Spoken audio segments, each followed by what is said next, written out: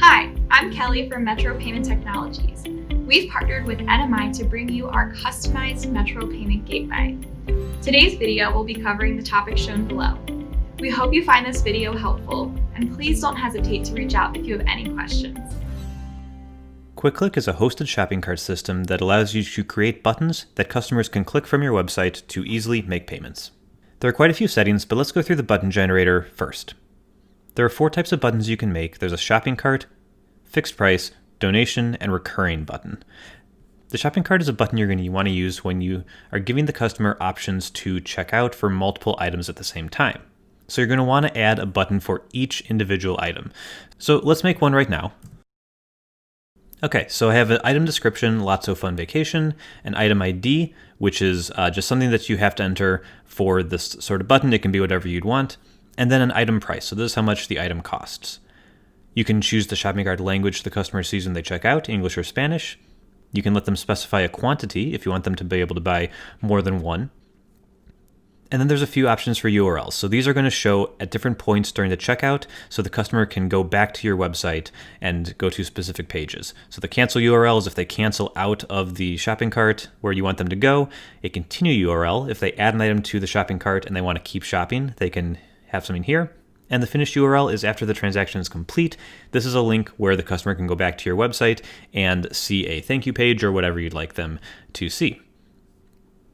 You can set a shipping amount, which is going to be how much the customer is going to pay for shipping. And you can add some product options. So you don't have to, but if you add some options here, I could add something for like size, and I can make a text entry so the customer enters it, or a drop down.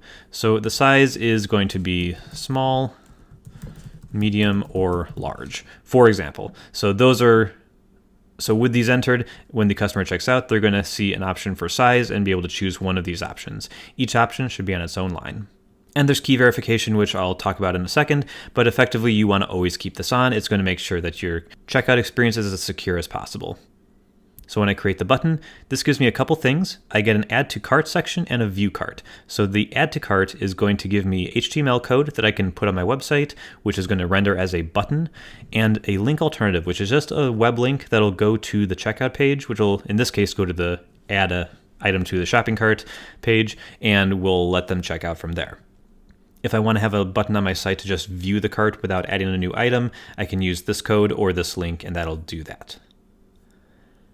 The second button type is the fixed price button. This one is much simpler. All you have to do is enter an item description. We'll do test, we'll do testing product, and set a price. We'll just make this $5. Again, you can set the language to English or Spanish, have a finish URL, so after they check out and see a receipt that their transaction was successful, you can send them back to your website, and I can create this button. In this case, I just get a button code that'll generate a button that says buy now. You can change this to whatever you'd like, but you can just copy it from here, or a link to take you directly to the page. After that is the donation style button. This is even simpler. All you give the customer is a name, so donation is what I'll call it, and set the language. In this case, you can give them the option to set a recurring payment, so they can either give in a one-time payment, or if you check this box, it'll give them the option to either do a single donation or make a recurring one, and it'll give them the option to make a weekly, monthly, quarterly, biannually, or annual donation, and then how many times they want it to happen. 3 times, 12 times, unlimited times, whatever they want. So you don't have to check that, but if you do, it'll give them the option to set a recurring donation up. All these are very similar. When you create the button, it'll do exactly like the fixed price with button code and a link that will take you to the same page. And the final type is the recurring payments type. If you go down here, you can select a plan and you just tell us what plan you want to associate this with. So when someone checks out with this button, they're going to be assigned to the plan called The Plan, which is a boring name, but is the plan that is going to be assigned to this button. And we give you a description of what the plan does. So this is a $12 every 30 days until canceled plan.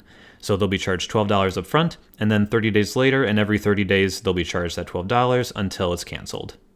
If this was the sort of plan that had 12 payments, for example, and then it was done, the first payment that they run on checkout would count towards those 12, so they'd have the first one today and then 11 more. Everything else is the same, and we get the button code and the link alternative. But let's take a look at some of these settings now. First up is look and feel. So if you don't like the look and feel of the checkout page, you can modify that here. All you have to do is go to Add Profile, and then you can change colors. You can add a header URL or footer URL. These are going to be links to files, such as HTML files, CSS files, or images. Most people use this for images, and basically this will display whatever you link to above or below the checkout form that the customer fills out. The header text this is just HTML, so you can put whatever you want. So let's do hello, and that's just going to display as text, or I can put in some HTML, and now it's styled text. So you can put anything in there you'd like. It's just an HTML box, and whatever you put will display. When you save that, make sure you give it a name. We'll call it custom 1. And when I save it, it now shows up as an option, and when I make it default, all of my buttons, whether I made them previously or afterwards, will start using that profile. Next up, we've got customer information. This is going to let you choose what information you want us to ask the customer to fill out on checkout. You can customize it to a great deal, including shipping information, any merchant-defined fields. I have one right here. Those will be shown or hidden or optional, whatever you want. And you can change it to be as strict or as loose as you want.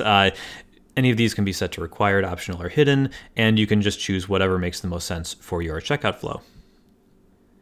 Payment methods lets you choose whether you want credit card and or checks to be accepted through the Quick Click checkout. You can choose one or the other, or both, or neither. Neither won't really work, but you can choose one or the other, and then that will work perfectly fine. If you don't have one of these as an option on your account, then you won't see them, of course. Security is where you can go to change whether you want a security key to validate the information. Basically, you want to always have this on. This makes sure that the customer cannot make any changes to amounts, for example, and it assures that whatever you intended the button to do, that's how much it's going to charge, and that's what items it's going to be associated with. So we recommend always keeping this turned on. You can enable or disable CAPTCHA. It's enabled by default, and that's where the customer must prove that they're not a robot, usually by clicking just a checkbox. Occasionally, it'll ask them to pick out cars or something on the street. We recommend you keep that on to make sure that you don't have card spinners or anything trying to check out on your page, only real people. Next up, we have tax. So you can set specific tax rates for specific states and provinces. Now, this is only going to apply to shopping cart buttons, but you can make it so that people from, in this case, Florida pay an 8% tax over whatever amount the button was for, and people checking out in Hawaii get 6%. Everyone else will have no tax associated with them, so you'd have to enter them individually here for each amount. Let's say in Massachusetts, we want 3.5, and then you save it, so now Massachusetts people will also pay a little bit more. Then we have shipping. Shipping is similar. This effectively lets you set up thresholds. So thresholds are the minimum amount. So if a transaction is processed, and again, this is shopping cart only. If a transaction is processed for, let's say, $10, that's going to hit this first threshold because this is greater than 0, but less than 50. So the domestic rate for shipping is going to be $10 added onto the transaction. And if it's outside the US, it's going to be $15. You may also optionally let them select what shipping type they'd like, ground, 3-day, 2-day, or next day, and you can mark up these amounts by a certain percentage. So if, for example, a customer is checking out for that $10 item and they're in the US, they're going to be in this threshold, so $10 shipping will be added. And then if they choose next day air, we're going to add 40% onto that $10. So that'll be $14 in shipping on top of the $10 product, so they'll end up paying $24 total.